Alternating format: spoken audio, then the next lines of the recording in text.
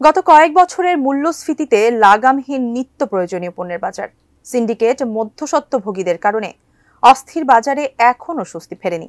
এবার জনতার বাজার নামের ব্যতিক্রমী এক উদ্যোগের মাধ্যমে সাধারণ জনগণের মাঝে কিছুটা হলেও স্বস্তি ফেরাতে চায় ঢাকা জেলা প্রশাসন। ফেব্রুয়ারিতেই দেখা মিলবে এই বাজারের। বিস্তারিত জানাচ্ছেন ইমতিয়াজ আলমের রিপোর্ট।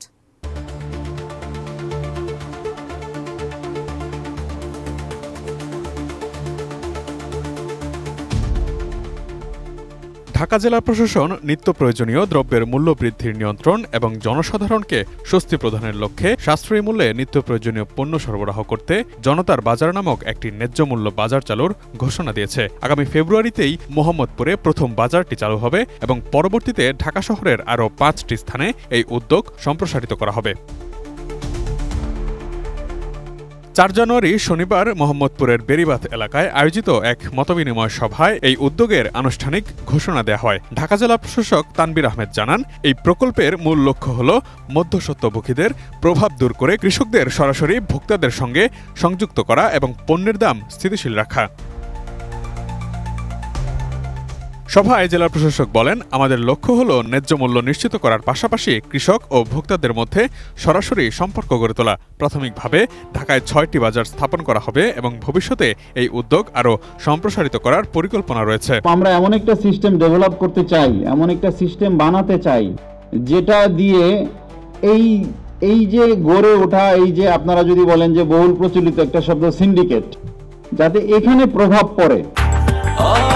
ব্রেকফাস্ট, টিফিন কিংবা স্ন্যাক টাইমে মজাদার আয়োজন মানে অল টাইম ব্রেড। এই বাজারে মাছ, মাংস, দুধ, ডিম এবং সবজির মতো নিত্য প্রয়োজনীয় পণ্য জেলা প্রশাসন কর্তৃক নির্ধারিত দামে বিক্রি করা হবে। রমজান মাসে বিশেষ সুবিধার ব্যবস্থাও থাকবে। এছাড়া মজুদ ব্যবস্থাপনা এবং রিয়েল টাইম মূল্যের তথ্য প্রদর্শনের জন্য একটি সফটওয়্যারও তৈরি করা হবে। জেলা প্রশাসন জানায়, পণ্যের মূল্য নির্ধারণে পরিবহন খরচ এবং উদ্যোক্তাদের জন্য যুক্তিসঙ্গত লাভের বিষয়টিও বিবেচনা করা হবে। চিহ্নিত 6টি স্থানের মধ্যে রয়েছে মোহাম্মদপুরের ইউলব বিশ্ববিদ্যালয়ের কাছে মিরপুর গোলারটেক মাঠ, কামরাঙ্গীর চরের কুন্ড্রাঘাট মেডিকেল মোড়, বাড্ডার বড় বেড়াইত বাজার, গুলশানের ঢেলনা মসজিদ মাঠ এবং ডেমরার সারুলিয়া বাজার। বাজার পরিচালনায় স্থানীয় উদ্যোক্তা, শিক্ষার্থী এবং বেকার যুবকদের অন্তর্ভুক্ত করা হবে। এছাড়া সরকারি জমিতে অবকাঠামো নির্মাণের মাধ্যমে বাজার স্থাপন করা হবে।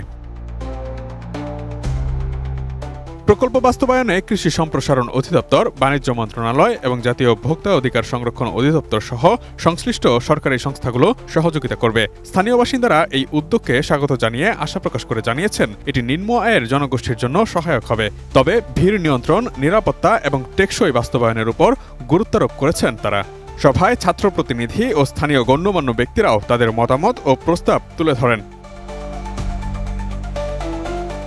Imtiaz Alam, desk report, ATN news.